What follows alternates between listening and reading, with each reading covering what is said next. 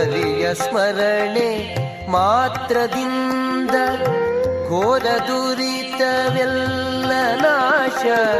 ವರದ ಪುರಂದರ ವಿಠಲನ್ನ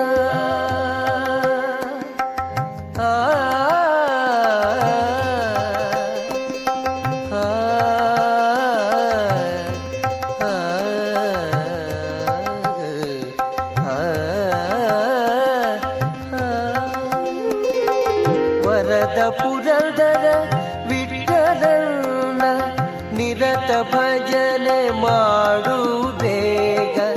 ವರದ ಪುರಂದರ ವಿಠಲನ್ನ ನಿರತ ಭಜನೆ ಮಾಡು ಬೇಗ. ಮರೆಯಬೇಡ ಮನವೇ ನೀನು ಹರಿಯ ಚರಣವ. ಅರುಣ ಕಿರಣ